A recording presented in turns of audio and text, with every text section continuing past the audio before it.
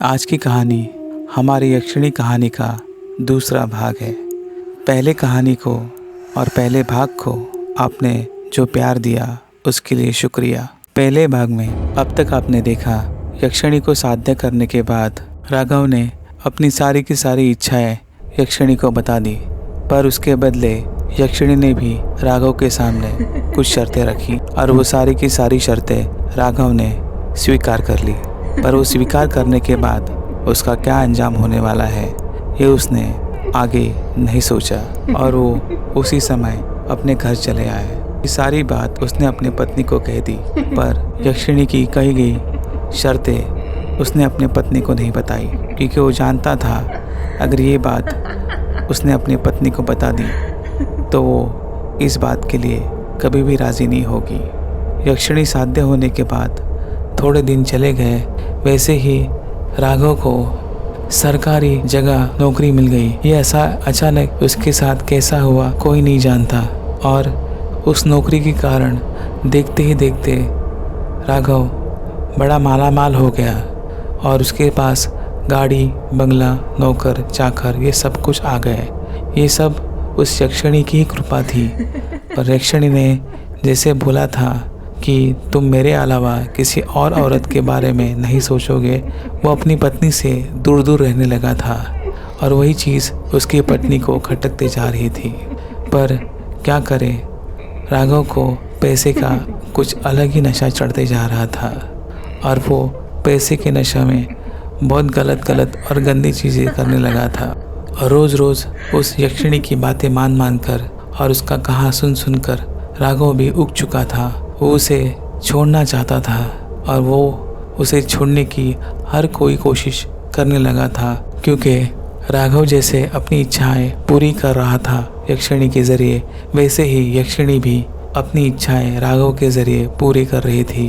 वो बहुत थक चुका था और उसे उस चीज़ों से नफ़रत सी होने लगी थी और वो चीज़ों से वो छुटकारा पाना चाहता था। और वो रोज़ यक्षिणी को बोलता था कि मुझे इस चीज़ों से छुटकारा चाहिए, पर यक्षिणी हमेशा उसे बोलती थी मैंने तुमसे वचन ली है वो कभी मत भूलना। और यही चीज़ें उसकी पत्नी ने एक बार सुन ली। उसे पता चल चुका था कि अभी राघव इसके चंगुल में फंस चुका है। अगर इसे इस चंगुल से छुड़ाना है और अपने पति के साथ सुखी संसार बिताना है तो मुझे इसका कुछ ना कुछ उपाय ढूंढना होगा।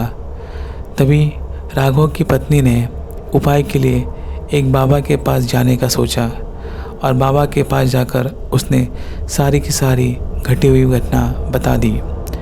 बाबा ने कहा कि तुम्हारे पति ने जो चीज़ें साध्य करने के लिए की थी वो पूरी तरह से गलत थी, इसलिए उसका प्रभाव उसके ऊपर उल्टा भी हो सकता है। अगर तुम्हें इससे छुटकारा चाहिए तो वो चीज़ें के बारे में मैं तुम्हें बताऊंगा, पर यह रास्ता बड़ा कठिन है और जो सिद्धि तुम्हें करनी होगी वो भी बड़ी कठिन है। अगर इसके बारे में ज़रा भी भनक उस यक्षिणी को पता चल गई तो वो तुम्हें और तुम्हारे परिवार को पूरी तरह से ख़त्म कर देगी। राघव की पत्नी ने बाबा से कहा मैं अपने पति को पाने के लिए कुछ भी करने के लिए तैयार हूँ। आप सिर्फ वो साधना और वो मंत्र क्या है जिससे इस यक्षिणी से मेरे पति का छुटकारा हो जाए, वो कृपा करके आप मुझे बताइए।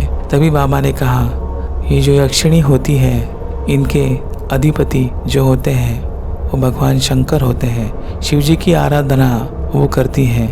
हर शुक्रवार को ये यक्षिणी पीपल के पेड़ के नीचे बैठकर शिव जी की आराधना करती है। उसी वक्त वो मंत्रमुग्ध होती है शिव की आराधना में। अगर उस वक्त तुम उसके शरीर में परिधान किए हुए वस्त्र का कोई टुकड़ा काट कर एक गुड़िया को बांधकर उस गुड़िया में सुई चुभाकर उसे जला दोगी तो वो अपने आप नष्ट हो जाएगी और उसके पास से तुम्हारा पति भी मुक्त हो जाएगा। पर यह बहुत ही सावधानी से करने की क्रिया है। अगर इसमें ज़रा सी भी चूक हो गई या उस यक्षिणी को उसके बारे में पता चल गया तो तुम्हारा कभी पीछा नहीं छोड़ेगी और तुम्हें मौत के घाट उतार देगी।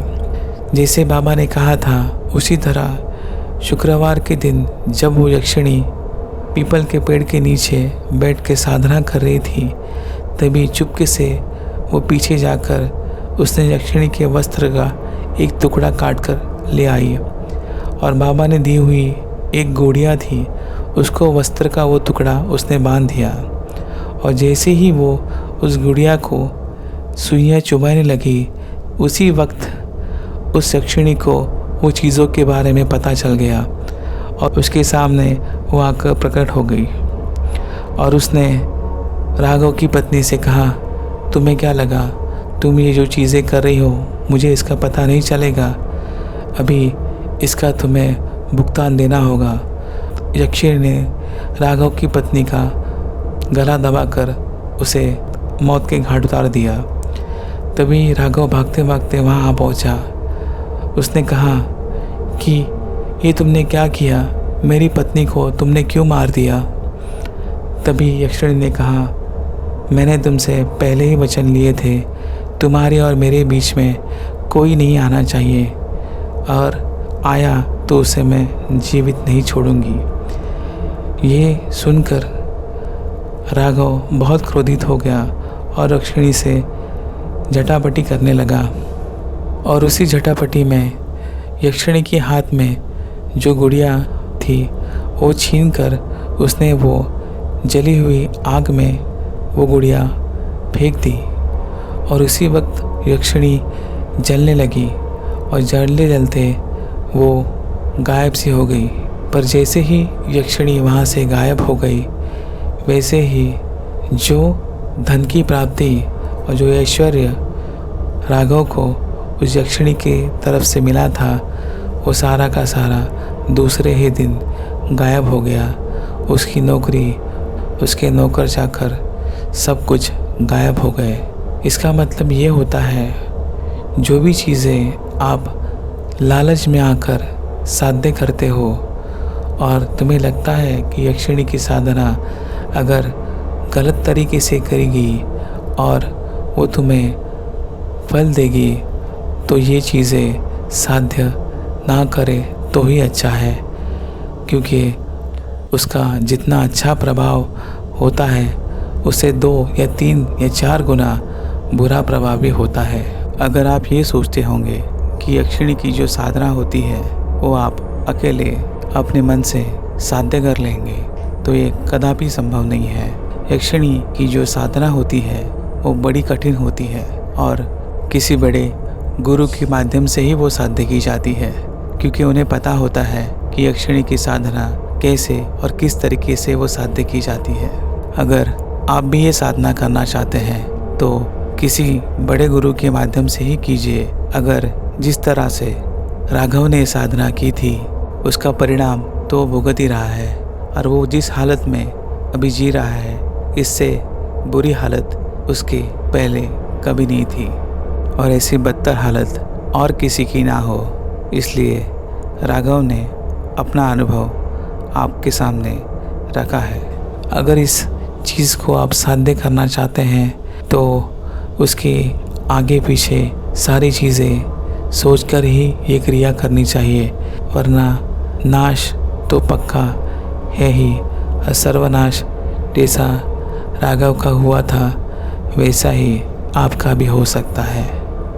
अगर मेरी कहानी आपको पसंद आई होगी तो इस कहानी को लाइक और कमेंट ज़रूर कीजिएगा।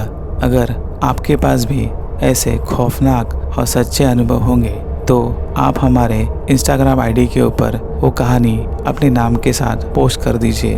हम आपकी कहानी आपके नाम के साथ ज़रूर पोस्ट करेंगे।